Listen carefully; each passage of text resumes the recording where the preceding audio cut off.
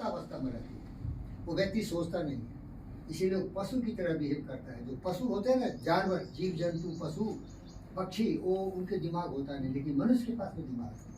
लेकिन दुर्भाग्य यही है कि मनुष्य अपने दिमाग का सही इस्तेमाल नहीं करता। आप ये बोलोगे दिमाग का इस्तेमाल तो करता है नकारात्मक वे में, क्योंकि दिमाग का जो तुलना हम करते हैं जमीन से करते हैं। और अब हमारे सारे बेटी और बेटे उत्तर प्रदेश से आए हो, ज़्यादातर किसान परिवार से हो, तो आपके माता पिता खेत में जाते हैं, जंगल घास फूस को निकाल देते हैं, हल चलाते हैं, फिर उसकी सफाई करते हैं, फिर उसमें जो बीज चाहिए वो डाल देते हैं और फिर जाके छोड़ नहीं देते। बहुत बड़ी बात बोल रहा हूँ, दिमाग को मैं तुलना कर रहा हूँ खेत से, समझ रहे क्या? आपका दिमाग, हमारा दिमाग जो है वो खेत की तरह है। उसमें हम अगर चाहते हैं कि अच्छे हमारे फसल आए, तो उसमें जितनी भी गंदी चीज़ें हैं, जंगल, बहुत तरह के कांटे, कुछ सबको निकाल के उसको हम साफ कर लेते हैं, फिर उसको अच्छा करके बीज डालते हैं, जो चाहिए बीज, गेहूँ, मकई, जो भी चाहिए आपको, आम का पेड़ जो लगाना हो लगा देते हैं, फिर उसकी नरिशमेंट करते हैं, खाद देते हैं, पानी देते हैं और धैर्य से उसका इंतजार करते हैं, है ना? धीरे धीरे रे मना, धीरे सब कुछ हो, माली सींचे सो घड़ा, ऋतु आए फल हो। तो हर जगह धैर्य की आवश्यकता होती है। प्रकृति से हमें धैर्य सीखना चाहिए। अगर हम धैर्य रखते हैं तो सब कुछ हो सकता है, लेकिन काम करते रहना। ये नहीं कि धैर्य है लेकिन काम ही नहीं करें तो क्या होगा, कुछ नहीं होगा। तो उसमें क्या होता है, फल आ जाते हैं, समय लगते हैं। उसी तरह हमारा दिमाग क्या है, कुछ लोग बोलते हैं, एक बहुत बड़े फिलोसोफर और थिंकर थे, साइकोलॉजिस्ट थे, मनोवैज्ञानिक थे, वो नोबेल प्राइज जीते थे, उनका नाम था अल्फ्रेड श्वेर्ज़गर। क्या नाम था? BBC लंदन में उनका इंटरव्यू लिया गया था, नोबेल प्राइज जीते थे, बहुत बड़े डॉक्टर थे, साइकोलॉजिस्ट थे, मनोवैज्ञानिक थे। तो मनोवैज्ञानिक आपकी मानसिक स्थिति दशा को समझने की कोशिश करते हैं। तो उनसे एक पत्रकार पूछा कि सर, सबसे बड़ी समस्या मनुष्य की क्या है? बड़ी दुखी है। बोले मनुष्य सोचता ही नहीं। लेकिन मैं बोलता हूँ गलत बोला, ये मत सोचना कि उतना बड़ा नोबेल लॉरिएट आप उसको गलत कर रहे हैं। अरे मैं काबिल हूँ, किसी की बात मानता ही नहीं। पता है ना, जमीन में अगर तुम पेड़ पौधे अपने मर्जी का नहीं डालोगे तो जंगल नहीं आएगा क्या? उसमें आएगा कि नहीं बेटा? कुछ क्या आएगा क्या? अरे खेत में कुछ नहीं डालोगे तो क्या आएगा? बोलो, जंगल आएगा। दिमाग सोचेगा ही। इसीलिए बोलते खाली दिमाग शैतान का अड्डा।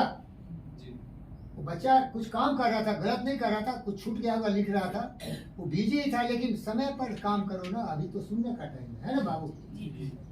तो वो गलत बोला कि आदमी दोनों नहीं सोचता है। मैं अंग्रेजी का प्रोफेसर, इसीलिए मैं अंग्रेजी पर उतर जाता हूँ। बोला व्हाट्स रॉन्ग विथ मैनकाइंड? तो अल्फ्रेड श्वेर्ज़गर बोला मैन डू नॉट थिंक। दुखी था वो। कितना बड़ा दिमाग आइंस्टाइन, न्यूटन का, बुद्ध का, विवेकानंद का, एलोन मस्क का, अदानी अंबानी, जितने भी महान हमारे तरह तरह क्षेत्र में, रमन का, सुभाष बोस का, सोचता नहीं है। गलत बोला, नहीं सोचता है, जिसका मतलब सही दिशा में नहीं जा रहा है। नहीं समझ रहे? अगर कोई किसान सही पौधे नहीं लगाता अपने खेत में तो वो नहीं कर रहा है ना काम, लेकिन कुछ तो होगा, जंगल हो जाएगा उसके खेत में। क्या भाई? जो किसान समझदार है वो अपने खेत को साफ सुथरा करके अच्छे बीज लगाता है तो फसल आते हैं, उससे उसका उन्नति होगा, परिवार चलेगा। और जो कुछ नहीं करेगा तो जंगल नहीं आएगा उसमें, और ऑटोमेटिक आएगा। इसीलिए जो व्यक्ति सोचता नहीं है उसका दिमाग शैतान का अड्डा होता है। और शैतान का अड्डा क्या है? जैसे जंगल आते पेड़ में, बेकार की बात है। बेकार की बात क्या है? काम, क्रोध, मद, लोभ, मोह, ईर्ष्या, द्वेष, नफरत, नाराजगी, लड़ाई झगड़े, और दूसरे की बात पर भरोसा करेगा, क्योंकि दूसरे के बात में गंदी चीज, खुद तो सोचा नहीं, गुरु के पास गया नहीं तो ज्ञान आ गया कहाँ से? तो भटक रहा हो, और जहाँ गंदगी मिलती है दिमाग में बैठा लेते हैं। कभी सोचा नहीं कि क्या बोल रहा है, क्या कर रहा है, नहीं समझ रहे क्या? अब समझ गया? खेत इसमें दोनों तुलना, समझ गया? जी सर। खेत में अगर तुम सही बीज डालना चाहते हो तो जितने भी जंगल, सीधा बैठो बेटा, सब सीधा बैठो, जितने भी जंगल है निकालना पड़ेगा, हल चलाना पड़ेगा, हेंगा देना पड़ेगा, ट्रैक्टर से हो या बैल से हो, जो हल से भी लगाते, फिर उसमें जो डालोगे, पानी डालोगे, नरिशमेंट करोगे तो पौधे भी आएंगे। आपका दिमाग वैसा ही है, लेकिन वो जरूर आएगा उसमें, इसमें डाउट है? किसी को डाउट है? अगर आप जमीन को ऐसे छोड़ दोगे तो जंगल कैसे आता? वही आते ना भाई। जंगल में कोई सभ्यता संस्कृति नहीं है ना, तो कहीं से आ गया जंगल, जहाँ तरह तरह के पेड़ पौधे आ जाते हैं। तो बेटा बेटी, हमारा भी दिमाग उसी तरह से है। अगर हम उसको देखो, अल्फ्रेड श्वेर्ज़गर की बात को मैं काट रहा हूँ, क्योंकि बहुत लोगों की बात सुना।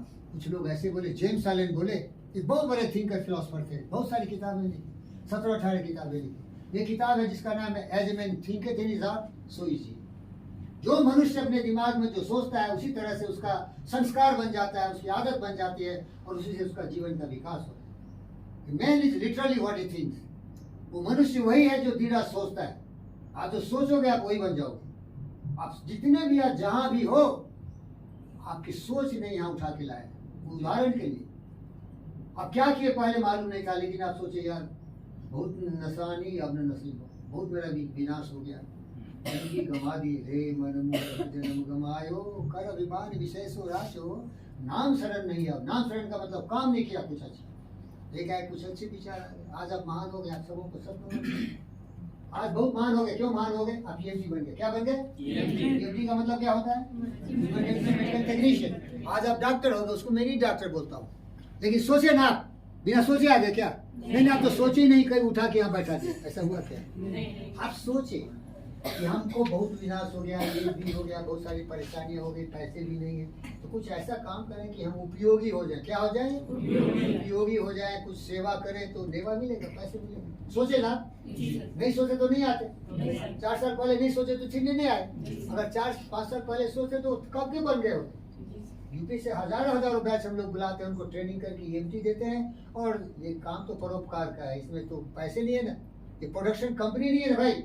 यहाँ सेलफोन नहीं बनता है, जैसे यूपी में सबसे बड़ा हमारा सेलफोन बनने का इंडस्ट्री है। सबसे बड़ा हमारा वहाँ, हमारा जो डिफेंस का है, सारे मशीन वहाँ लगे। उत्तर प्रदेश में हमारा जितना भी इंटरनेशनल एयरपोर्ट है, सबसे ज्यादा आपके यहाँ हुआ है। मालूम है क्या उत्तर प्रदेश में कितने नेटवर्क रोड के बने, सारे एक्सप्रेस में क्या क्या बहुत सारे विकास हो रहे हैं, क्योंकि कोई सोच रहा है इसीलिए हो रहा है। क्या बोलिए भाई, क्यों इंटरनेशनल एयरपोर्ट है? अरे ऑर्डिनरी जगह में आ गया, काशी में आ गया, आपके अयोध्या में आ गया, बहुत जगह आ गया। हिंदुस्तान में जितने 28 राज्य हैं, सबसे ज्यादा प्रोग्रेसिव आपका उत्तर प्रदेश है, क्योंकि वहाँ का लोग आपके बारे में सोचता है। आप बोलेंगे सोचता तो सही है, लेकिन रोजगार तो नहीं दे रहे। अरे भाई, उतना गर्त में जो मिला हुआ 75-80 साल से लोग सोचा नहीं, इसीलिए तो आप लोग बेरोजगार हो ना। प्लानिंग नहीं था, कुछ नहीं था, एक कहाँ से रोजगार देगा, नहीं समझे। लेकिन बेशर्म में देना भी चाहिए। क्यों नहीं दे रहे भाई? सबसे पहले रोजगार दो, इंटरनेशनल एयरपोर्ट छोड़ो, हमारे बेटी बेटों को पहले रोटी कपड़ा मकान की समस्या सुलझाओ। सही है गलत है? एयरपोर्ट से क्या फायदा तुम्हें? देश का विकास हो रहा है, तीर्थ यात्री आ रहे हैं, लोग आ रहे हैं, घूम रहे हैं, राम का मंदिर में जाकर दर्शन कर रहे हैं, लेकिन आपका क्या दर्शन हो रहा है? पहले आपके घर में दर्शन हो कि रोटी कपड़ा मकान हो, बाल बच्चे खुशहाल रहे, खाने पीने को मिले, वही जरूरी है ना भाई। बोलिए, तो अगर मोदी की जगह में होता तो सबसे पहले हमारे जितने बेटी बेटे सबको रोजगार देता। 1 लाख नहीं देता, 10,000 देता, 15,000 देता, जरूर देता, क्योंकि हम जानते हैं जिसके पास नहीं है पैसा उसका जग में जीवन है। अरे भाई शांति। अगर आज मेरे बेटे बेटे वालों जिंदे हो तो आप माता पिता के बलों जिंदे हो, है कि नहीं? माता पिता गरीब किसान कब तक पालेगा आपको? आप सब बड़े हो गए, शादी भी हो गई हमारे बेटे बेटियों को, बहुत को बाल बच्चे, उसका कितना पाल के पोस रहे हैं। ये देश की जरूरत है, ये देश के गवर्नमेंट की जिम्मेदारी है। सबसे बड़ा दोष है जो कि बेरोजगार पाल के रखा है। हाँ, आप निकम्मे हो, ठीक है, काम तो नहीं किया, मार के भगाओ, कोरे मारो। हम निकम्मे नहीं पालते, जो काम करता है उसको तो काम करने का मौका दो। बोले भाई सही है कि नहीं? अब बेकार लोग हैं तो क्या करोगे यार? अमेरिका में भी 10% अनएम्प्लॉयड है, काम ही नहीं करना चाहता, काम छोड़े। लेकिन जो लोग आपकी तरफ मेधावी है, मेहनती है, मजदूरी करके भी अश्रु स्वेत से रतपत होके भी कमाना चाहते, उनको तो मौका दीजिए। ये सबसे बड़ी कमजोरी है सरकार की। कट कर दो बेटा।